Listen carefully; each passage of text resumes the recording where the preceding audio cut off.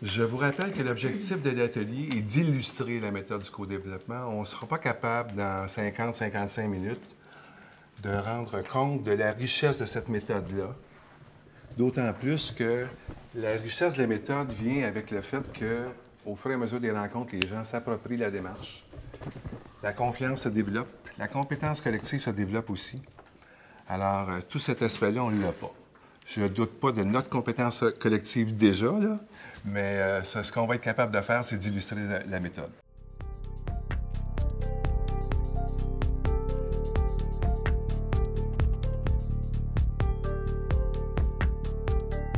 Je vais juste vous faire un rappel. On a déjà vu ça la semaine passée ou il y a 2 semaines, je ne me souviens plus, des principales étapes. Alors, la première étape, c'est l'exposer. La personne qui est client ou cliente expose ou sa problématique, ou ses préoccupations, ou son projet. Dans une deuxième étape, les consultants, en s'appuyant sur des faits et des questions factuelles, essaient d'aider la personne à clarifier la problématique. En fait, ils sont centrés sur leurs besoins comme consultants pour bien comprendre la situation qui est amenée par la cliente. Troisième étape, c'est le contrat de consultation. On s'entend sur quoi? La personne qui est cliente a besoin de quoi? Et les consultants et la cliente et l'animateur, on s'entend sur un contrat. Ensuite, c'est l'étape nodale, je dirais, c'est la consultation comme telle. Cinquième étape, c'est la synthèse, en vue d'un mini-plan d'action que la cliente se donne. Et à la dernière étape, la conclusion, on essaie de nommer les apprentissages qui ont été faits.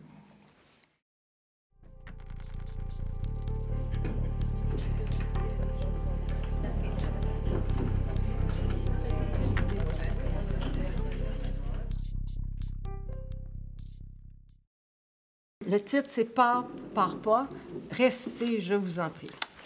Le contexte, c'est au mois de mars 2012, 3 personnes et moi avons formé un réseau d'échanges réciproques de savoir dans notre région.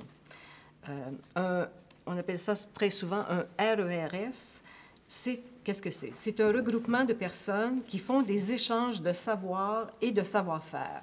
Je suis motivée, je trouve beaucoup de plaisir et de satisfaction dans ce travail-là, mais je suis plus âgée que les autres membres du comité. Alors, je travaille à la relève et je suis présentement inquiète. Est-ce que les personnes clés vont continuer à s'impliquer? Est-ce qu'on va en trouver d'autres pour les remplacer si elles décident de partir? Je ne veux pas que le réseau repose sur les épaules d'une seule personne et surtout pas sur les miennes, car c'est beaucoup trop lourd et ça ne tiendra pas. Alors, mes attentes sont, à un moment donné, j'ai eu peur, vraiment, à un moment donné, qu'une personne prépare son départ et je me suis demandé qu'est-ce que j'aurais dû faire pour contrer cette peur-là. Est-ce que je me donne la responsabilité du maintien du réseau, même si ce n'est pas ce que j'ai dit et énoncé quand on l'a parti?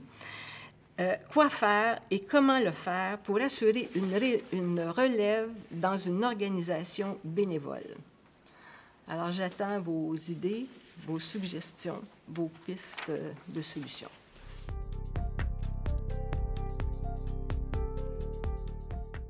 Alors, on y va avec la deuxième étape.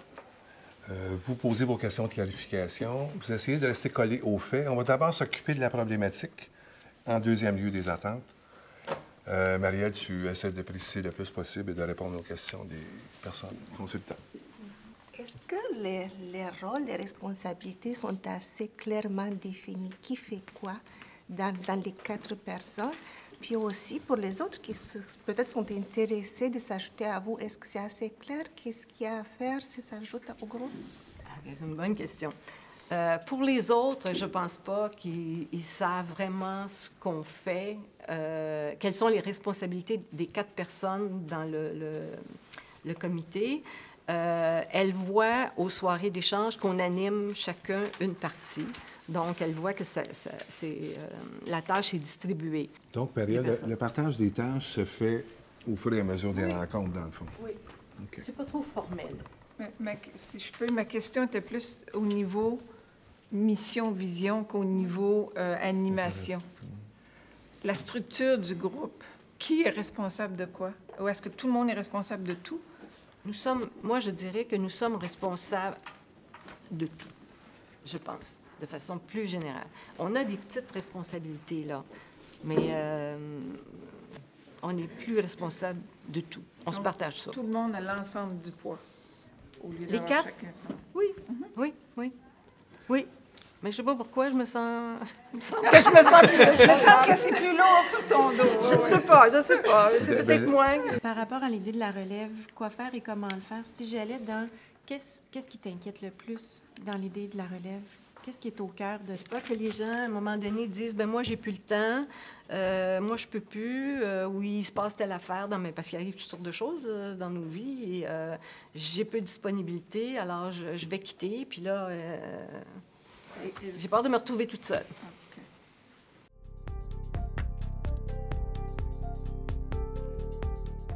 Alors, on va passer à l'étape de la consultation, le contrat. Qu'est-ce que tu attends de nous, Marielle?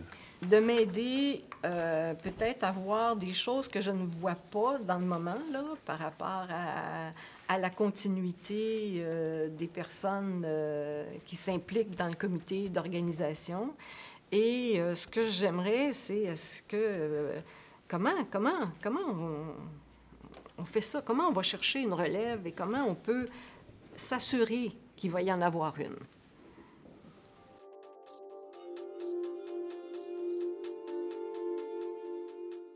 On passe à l'étape de consultation comme telle. Alors, Maria, je te demanderais d'être à l'écoute, de prendre des notes, d'intervenir le moins possible, à moins que tu aies des questions de clarification.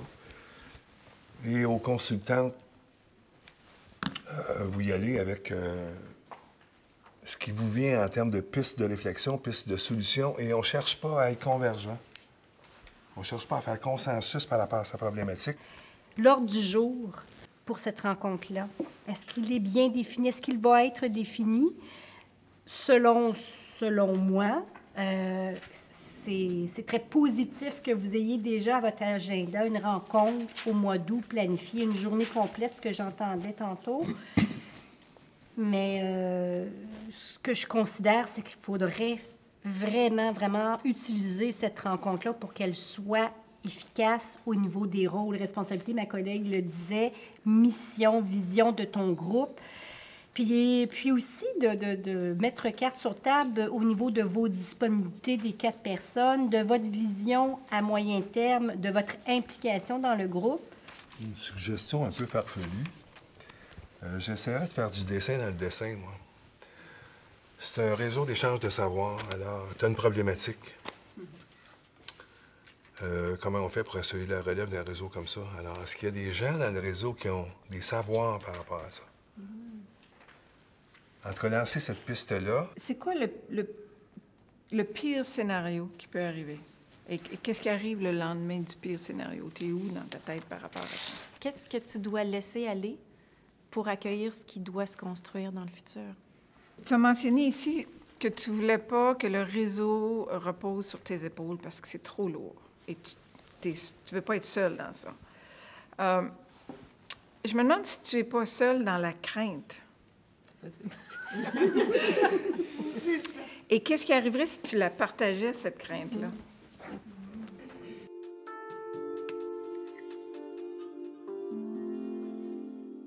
On passerait à la 5e étape. Alors, je demanderais à Marielle de prendre 1 minute ou 2 pour essayer de voir ou une première action ou une chose importante que tu retiens de la consultation. C'est très riche, tout ce que vous m'avez apporté. Et ce que je constate, c'est qu'il y a des choses à des niveaux différents à faire. Et la première à faire est à mon niveau, à moi, de réflexion. J'ai une réflexion personnelle à faire avec les différentes questions que vous avez posées. Moi, je repars vraiment là, avec comme 2 devoirs, si vous voulez. Un pour moi, personnellement, puis de mettre ça, j'ai tout noté vos questions, de mettre ça par écrit, de faire ma propre démarche, puis de l'ouvrir, la démarche que j'ai faite avec le groupe, et on verra ce qui va en sortir. Je passerai à la 6e étape. Un apprentissage que tu as fait ce matin?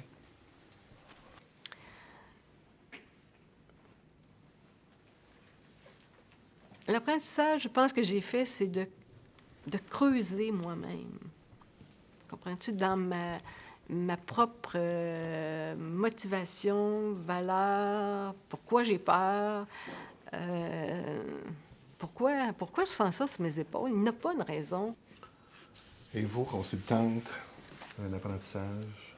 La beauté du co-développement, on se retrouve dans la valeur de la personne, puis on se remet en question. Moi, dans ma situation, comment je le fais, comment je me vois, je trouve ça très, très riche. Mais ça, c'est la beauté du co-développement. C'est ce que j'ai appris, moi. Merci. Justement, nous donner un état d'être plus zen. Quand on travaille comme ça en équipe, c'est qu'il y a, c'est ça, il y a 6 têtes. Donc, il y a 6 angles différents. C'est d'une richesse et puis je trouve que ça accélère beaucoup, beaucoup le processus de développement, de compréhension. C'est comme si c'était un espoir.